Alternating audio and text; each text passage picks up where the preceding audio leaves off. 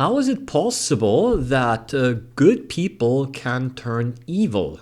How is it possible that good people can do bad things, right?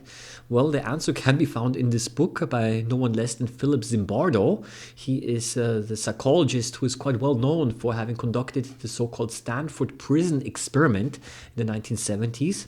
And he basically says it's situational factors and the environment that can make good people do very nasty things, and he explains this quite well in the book, and a large part of the book actually is about the Stanford Prison Experiment, and it goes in very great detail in explaining this.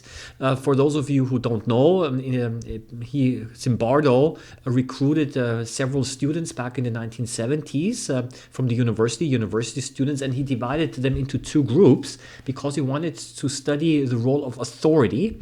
And he was running a simulated prison environment. So it's basically, it's a game, under quotation marks, a game that he wanted to play by simulating a prison. And basically half of the students were to play guards. The other half of the students were the so-called the prisoners. Of course, everyone knew that this is a social experiment. But, and that's the interesting thing, is the situation turned so bad and so got so out of hand that the experiment had to be interrupted before the official end of the experiment, because the guards became very abusive. Basically the whole thing had to be stopped because of that.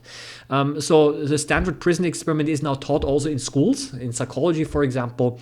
One of the reasons why this was investigated, this is, of course, because at that time people wanted to know, what is the role of authority? How is it possible that, for example, in concentration camps during the Holocaust in Nazi Germany, how is it possible that good people, like family fathers, were married, having kids, totally normal or seemingly normal people, when placed into a certain situation, they're doing the most horrible and cruel things and murdering people? How is this possible, right? Basically his theory here is it's the social environment can be so strong that it overpowers the individual morality of the people. So in that sense, he's one of those people who says it's an environment shapes the behavior of the people. And of course, what he is therefore criticizing is that, especially, for example, when crimes happen in the military, in war situations, very often it's like this, that the military leadership will simply say, well, actually, it's not our responsibility. There were so-called a few bad apples, a few monsters in the military that did the bad thing. But he says, no.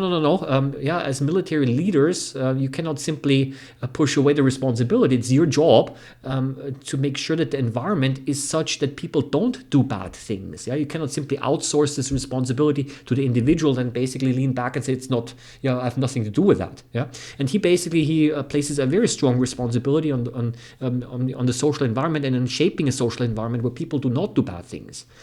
Now, one might also criticize that, but let me clarify this. One might also criticize, what about the role of individual responsibility then? Yeah.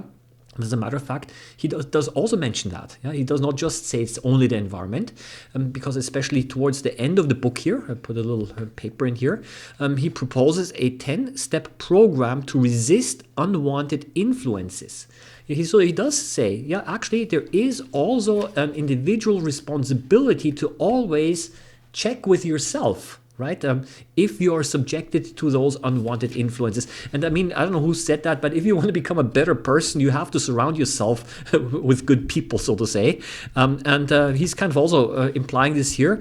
He's saying the following is one of the things of how you can resist unwanted influences is you have to acknowledge mistakes, for example. You have to be mindful, because even sometimes smart people do dumb things, to use his words here, right? Accepting responsibility.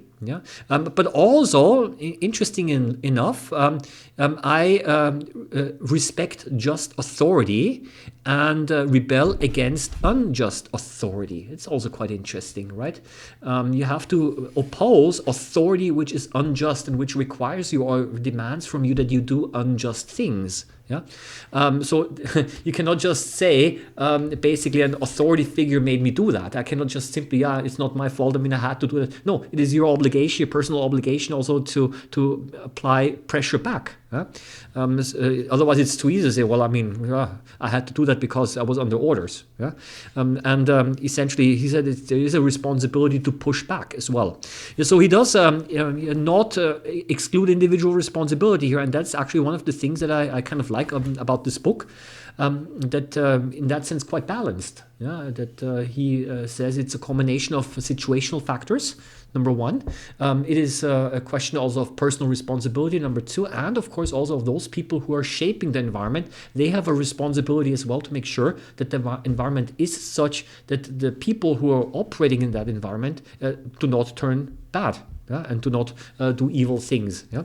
So in that sense, definitely a very interesting and readable book. Philip Zimbardo, he passed away last year. So as of the making of this film here, of this video, he passed away in October 2024.